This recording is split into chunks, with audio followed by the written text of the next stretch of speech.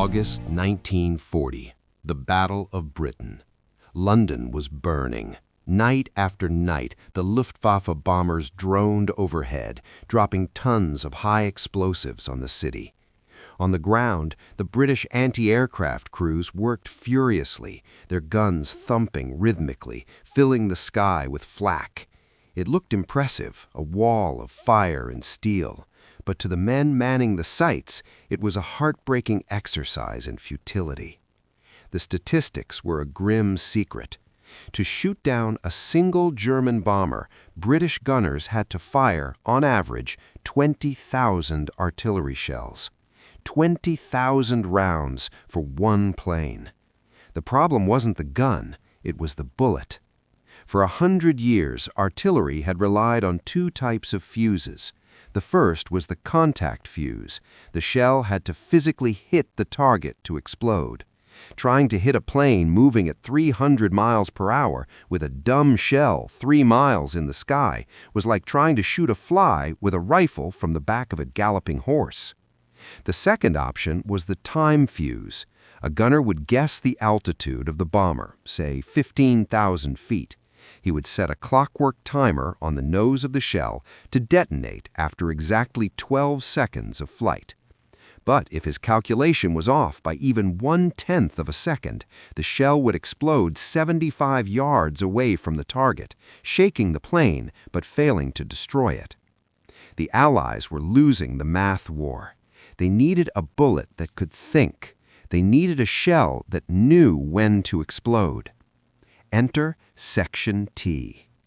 Hidden away in a repurposed garage in Maryland under the cover of the Department of Terrestrial Magnetism, a group of civilian scientists led by the physicist Merle Tuve was handed this impossible problem. Their orders came directly from Vannevar Bush, the head of U.S. wartime research.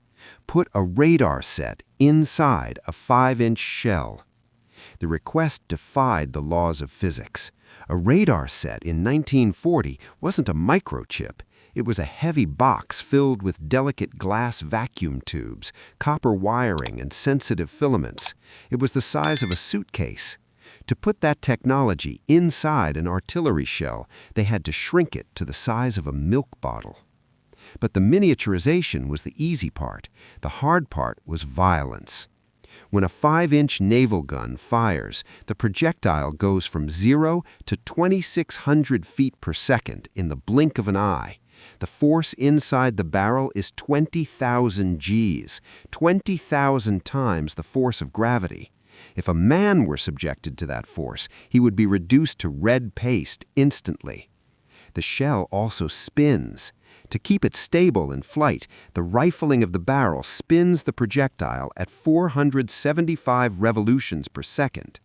Merle Tuve's team had to build a radio transmitter made of glass and wire that could survive being shot out of a cannon, spinning like a top, and still function perfectly for the few seconds of flight. It was, as one engineer put it, like shooting a light bulb through a brick wall and expecting it to stay lit. The early tests were a disaster. The tubes shattered, the filaments snapped, the batteries were crushed into pulp by the G-force. The scientists worked in a frenzy. They didn't sleep. They lived on coffee and cigarettes. They realized they couldn't just cushion the components. They had to structurally reinforce them. They began encasing the tiny glass tubes in wax and plastic, potting them to create a solid block that could withstand the shock. They redesigned the battery plates to use the spin of the shell to activate the acid, turning the centrifugal force from an enemy into a power source. By January 1942, they were ready for a live fire test over the Chesapeake Bay. The USS Cleveland fired the new shells at a drone target. The gunners didn't set a timer. They didn't aim for a direct hit. They just aimed close. The first shell screamed into the sky. As it passed within 70 feet of the drone, the tiny radar in the nose sent out a radio wave. The wave bounced off the drone and returned to the fuse. The electronics detected the reflection, closed the circuit, and boom! The drone was shredded. They fired again, another hit, and another. The impossibility had become reality. They had created the variable time fuse. It was a weapon that turned a near miss into a kill. But as the scientists celebrated, the military slapped a classification on the project higher than top secret. They had built the perfect bullet. Now they were terrified that the Germans would find out. January 5th, 1943. The South Pacific, near Guadalcanal. On the bridge of the light cruiser USS Helena, the tension was palpable. The air radar had picked up a single contact, a Japanese Ichi D-3A Val dive bomber, screaming in low and fast, intent on putting a 250-kilogram bomb through the cruiser's deck. Commander J.C. Wiley, the gunnery officer, barked an order that confused his loading crews. Load Mark 32, fuse set to influence. The loaders hesitated for a fraction of a second. The Mark 32 shells were new. They were top secret. They had arrived in unmarked crates with terrifying warnings. If this shell is dropped more than 5 feet, throw it overboard immediately. They were rumors, ghost stories about a magic bullet developed by a group of eggheads back in Maryland called Section T. The Japanese pilot began his dive. He was a veteran. He knew the rhythm of American anti-aircraft fire. He knew that the 5-inch guns had to set a time fuse, a mechanical clock, to guess his altitude. He knew that if he jinked and changed speed, the black puffs of flak would explode harmlessly behind him. He was wrong. The Helena's forward mount fired. Crack! Thump! 2 rounds went downrange. Usually, it took 300 rounds to bring down a diving plane. The gunners braced for the long, frantic barrage. But the first 2 shells didn't fly past the bomber. They didn't wait for a timer to tick down. As they passed within 70 feet of the Japanese plane, the tiny radio transmitters in their nose cones, the miracle of Section T, sensed the reflection of radio waves off the aluminum skin of the aircraft. Boom! Boom! The shells detonated instantly. The Val didn't just smoke, it disintegrated. One moment there was a deadly aircraft, the next there was a cloud of confetti and a splash in the ocean. "My God," a sailor whispered on the deck, "the bird just disappeared." It was the first combat kill for the proximity fuse, and it changed the war at sea forever. No longer did a shell have to hit a target to kill it. It just had to be in the same zip code. But halfway across the world, a different terror was falling from the sky. June 1944, London. The Blitz was supposed to be over, but now a new sound haunted the nightmares of Londoners, the distinctive put-put-put of a pulse jet engine, the V-1 flying bomb, the doodlebug. They were Hitler's vengeance weapons, unmanned cruise missiles flying at 400 miles per hour, too fast for fighters to catch easily and too small for conventional anti-aircraft guns to hit. When the engine cut out, the bomb fell and a city block vanished. British gunners were firing thousands of rounds at the V-1s, filling the sky with steel, but the doodlebugs were slipping through. The math was against them. Hitting a small, fast robot with a timed fuse was statistically impossible. Prime Minister Churchill sent a desperate plea to Washington. "The robot bombs are breaking us. Send the fuses." General Marshall agreed, but with a strict condition. The VT fuses could be used, but only over the English Channel. If a shell was a dud and landed in France, the Germans might find it. If it landed in the ocean or on British soil, the secret was safe. The guns were moved to the coast, the diver belt was established, and the shells from Section T arrived in the thousands. The result was nothing short of a massacre. In the first week of using standard ammo, the gunners shot down 17% of the V-1s. In the first week of using the VT fuse, the kill rate jumped to 40%. By August, it was 74%. On August 28, 1944, the Germans launched a massive swarm of 94 V-1 bombs at London. The coastal batteries, armed with the Section T secret, opened fire. They shot down 90 of them. Only 4 reached the city. The German high command was baffled. They couldn't understand how the British gunners had suddenly become the greatest marksmen in history. They suspected a new radar, or perhaps a new kind of gun. They never suspected that the bullet itself was alive. Back in Maryland, in the classified labs of Section T, Merle Tuve and his scientists charted the reports. They didn't see the explosions or the cheering crowds in London. They saw the numbers, and the numbers told them that they had done the impossible. They had saved the fleet, and they had saved London. But the biggest test was yet to come. The fuse was still banned from the one place where it could end the war, the battlefields of Europe. December 1944.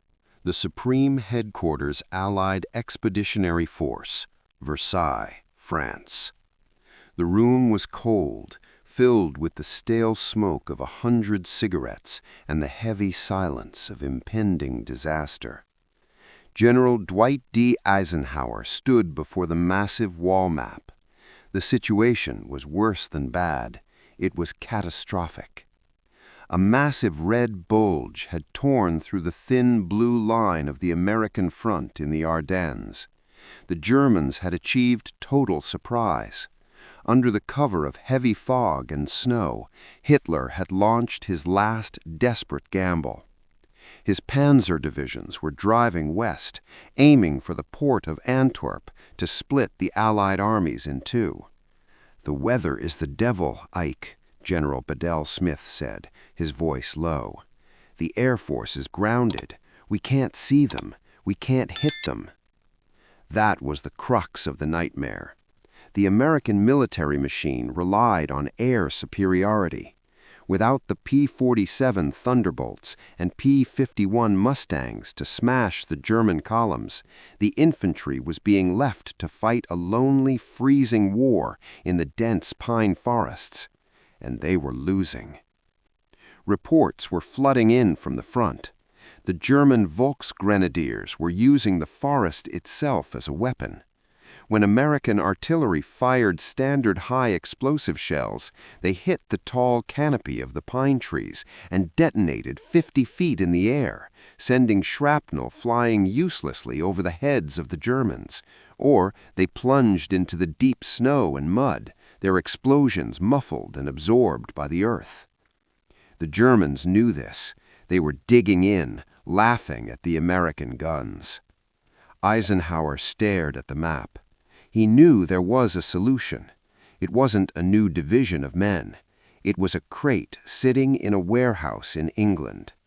The VT fuse, the POSIT fuse.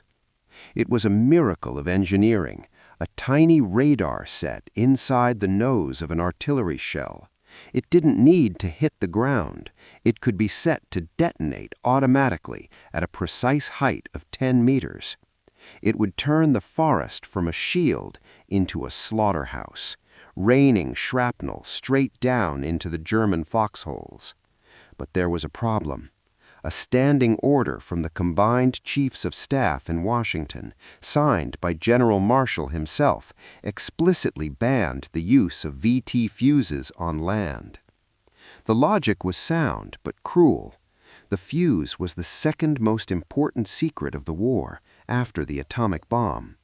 If a shell was fired and failed to explode, a dud, and the Germans recovered it, their scientists could reverse engineer the radar technology.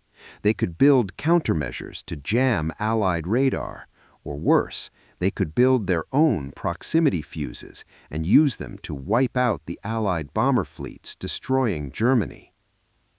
Eisenhower was facing the ultimate commander's dilemma: risk the future security of the entire war effort, or watch his army be destroyed right now in the snow.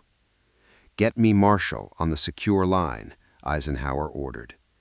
The conversation that followed was one of the most critical of the war. Eisenhower didn't beg, he simply stated the facts. The line was breaking. The weather was holding. The only advantage the Americans had left was artillery, and their artillery was failing. "I need the fuses, George," Eisenhower said. "I need to unlock the box. If we don't stop them at the Meuse, there won't be an air war left to worry about." There was a long silence on the transatlantic line. Marshall knew the risks. He knew the terrifying efficiency of German engineering, but he also trusted Ike. "Release them, but God help us if they find a dud." The order went out immediately. "Release Posit." It triggered a miracle of logistics. In Antwerp, military police who had been guarding unmarked crates with submachine guns were ordered to stand down. The Red Ball Express, the relentless convoy of supply trucks, driven mostly by African American soldiers, was diverted. Drivers were pulled from their bunks in the freezing darkness. They were told to drive fast, drive hard, and not to stop for anything. The roads were icy sheets of glass. German commando teams were operating behind the lines, but the trucks moved. Thousands of tons of the secret shells were loaded onto 2.5-ton trucks. They sped toward the artillery batteries at Elsenborn and Bastogne. At the front, the gun crews were down to their last rounds. They were exhausted, freezing, and demoralized. They were firing point-detonating shells that did nothing but chop wood. Then, out of the blizzard, the trucks appeared. A master sergeant at a battery near Elsenborn pried open the first crate. He pulled out a shell. It looked different. It had a strange green plastic nose cone instead of the usual brass tip. It looked like a toy. "What is this?" a private asked. "This," the sergeant said, reading the new instruction card that came with the crate, "is the end of the German army." Eisenhower's gamble had been made. The secret was out. The forbidden weapon was loaded into the breeches. And as the German infantry massed for another assault in the safety of the trees, they had no idea that the rules of physics were about to change. The gamble was about to pay off in blood. December 24th, 1944. The Ardennes Forest, near Elsenborn Ridge. The fog had lifted just enough to reveal the unending sea of white. To Obergrafreiter Hans Müller, shivering in his foxhole, the forest looked less like a battlefield and more like a postcard from a grim fairy tale.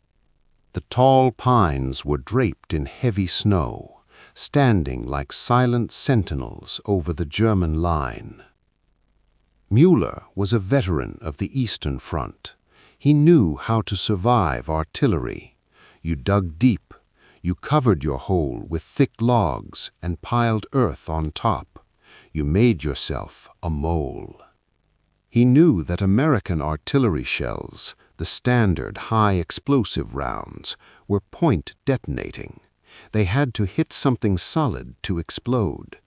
In this deep snow, they often buried themselves in the mud, exploding with a muffled whump that shook the ground but killed no one. Or they hit the treetops high above, sending shrapnel flying uselessly over the heads of dug-in troops. "Let them waste their ammo," whispered to the young boy next to him, a terrified reinforcement from Berlin. "As long as you stay in the hole, you are safe. The trees are our armor." Müller lit a cigarette, cupping the flame. He felt invincible. The American advance had stalled. The Wehrmacht was pushing west. 2 miles away, the mood was very different. Sergeant Red O'Malley of the 99th Infantry Artillery stood by his 105mm howitzer. His breath plumed in the freezing air. For days they had been hammering the German positions with little effect. But today, the supply trucks had arrived with crates marked Posit. O'Malley held up one of the new shells. It didn't have the usual brass tip.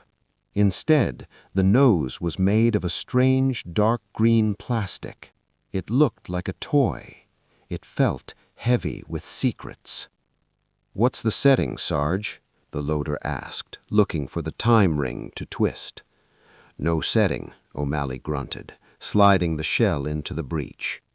"Merry Christmas, Fritz." "Fire mission, Battery 2, azimuth 140. The gun roared. The recoil dug the trails deeper into the frozen mud. Back in the German lines, Mueller heard the familiar freight train scream of incoming mail. He didn't flinch. He grabbed the collar of the young boy and pulled him down. Heads down, wait for the thud. But there was no thud. There was a sharp, metallic crack, louder and sharper than anything Mueller had ever heard. It sounded like a giant whip cracking directly over their heads. Mueller looked up, bewildered. The shell hadn't hit a tree. It hadn't hit the ground. It had exploded in mid-air, exactly 10 meters above the foxhole. Before his brain could process the physics of it, the black rain began. The VT fuse, the radar proximity fuse, had sent out a radio signal. It sensed the ground and detonated at the perfect lethal height. It turned the laws of cover upside down. The shrapnel didn't fly out. It flew down.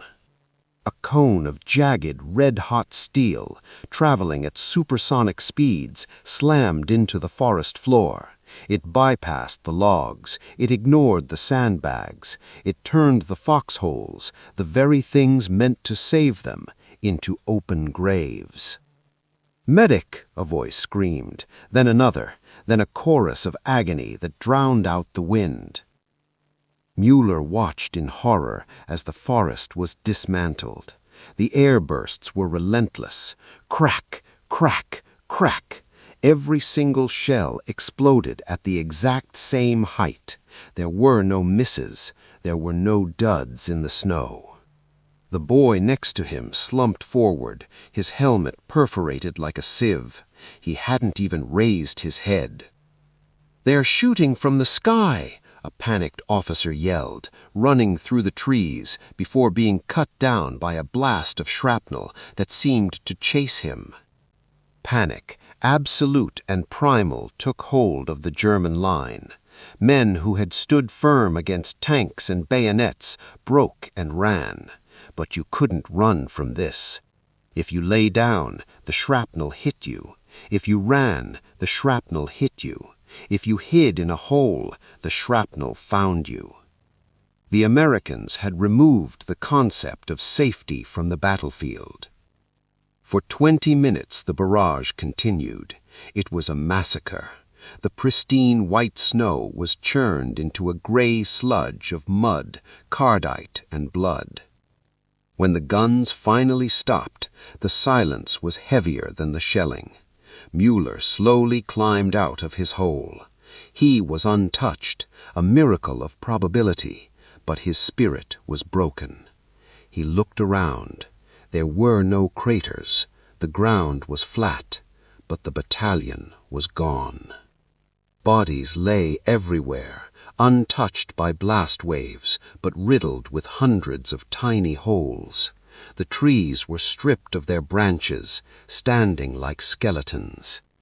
A German officer captured later that day would sit in an interrogation tent, his hands shaking so hard he couldn't hold a cup of coffee. When asked why his unit surrendered so quickly, he looked at the American captain with haunted eyes. "We knew how to fight your tanks. We knew how to fight your infantry. But today you killed us with magic. We cannot fight against an enemy who can kill us while we hide." The Christmas surprise had been delivered. The Battle of the Bulge wasn't over, but the psychological spine of the German army had been snapped by a radio set the size of a milk bottle. August 1945. The world changed forever. When the Enola Gay dropped Little Boy on Hiroshima, and 3 days later Fat Man decimated Nagasaki, the atomic bomb instantly became the defining image of World War II. It was the ultimate weapon, a destroyer of worlds that forced an empire to its knees. History books were written, and the narrative was set. The Manhattan Project won the war. But in the quiet corridors of the Pentagon and among the scientists who returned to their universities after VJ Day, there was a different opinion. They knew the truth. The atomic bomb had ended the war, but the weapon that had actually won the battles to get there was something far smaller, far cheaper, and far more ubiquitous. It was a 155-millimeter shell with a green plastic nose. Dr. Vannevar Bush, the head of the U.S. Office of Scientific Research and Development, oversaw both the Manhattan Project and Section T. Years later, when asked which project was more critical to the Allied victory, he didn't hesitate. He pointed to the proximity fuse. The proximity fuse, Bush said, was the most important new weapon of the war. Why? Because while the atomic bomb was a political weapon of terror used twice, the VT fuse was a tactical workhorse used millions of times. Consider the alternative timeline. Without the VT fuse, London might have been leveled by the V1 buzz bombs. The anti-aircraft guns using standard time fuses were missing 90% of the time. The VT fuse brought that kill rate up to nearly 80%. It saved the logistical heart of the Allied war effort. Without the VT fuse, the Pacific Fleet might have been crippled by the kamikaze waves of 1945. The Japanese suicide pilots were diving at speeds that made traditional gunnery impossible. But the funny fuse didn't need to hit the plane, it just needed to get close. It created a wall of shrapnel that swatted the divine wind out of the sky, saving dozens of aircraft carriers and thousands of sailors. But the legacy was most brutal on the ground in Europe. General George S. Patton, a man who believed in blood, guts, and cold steel, was rarely impressed by gadgets. He preferred the bayonet and the tank. Yet on December 29, 1944, standing in the snows of the Ardennes, Patton wrote a letter to Major General Levin Campbell that would become the fuse's epitaph. "The new shell with the funny fuse is devastating," Patton wrote. "The other day we caught a German battalion forming up in the open. When we moved up, we found 702 dead Germans. It was a slaughter." Patton, a student of history, realized that the rules of war had changed. For 1,000 years, when artillery fired, you dug a hole. The earth protected you. The VT fuse erased that rule. "I think that when all armies get this shell, we'll have to devise some new method of warfare," Patton concluded. "The funny fuse won the Battle of the Bulge for us." The legacy of the VT fuse wasn't a single blinding flash of light. It was a slow, grinding attrition. It was the black rain that demoralized the German infantry. It was the mathematical certainty that if you were within 10 yards of an American shell, you were dead. German prisoners of war spoke of it with a superstitious dread. They called it automatic artillery. They believed the Americans had developed a way to steer the shells in flight. The psychological impact was devastating. It stripped away their confidence. It told them that there was no place to hide, not in the air, not on the sea, and not in the ground. In the end, the atomic bomb got the headlines. It was the celebrity of the war. But the proximity fuse was the blue-collar hero. It was the grit in the machine. It did the dirty work day after day, in the mud and the rain, clearing the path to Berlin and Tokyo. It was a miracle of engineering, a radio set the size of a milk bottle that could survive a cannon shot. And while it left no radioactive crater, its legacy is written in the survival of the Allied armies. It proved that in modern war, the smartest bullet wins. The Americans didn't just outfight the Axis, they outthought them. And that, in the final analysis, was the most lethal weapon of all.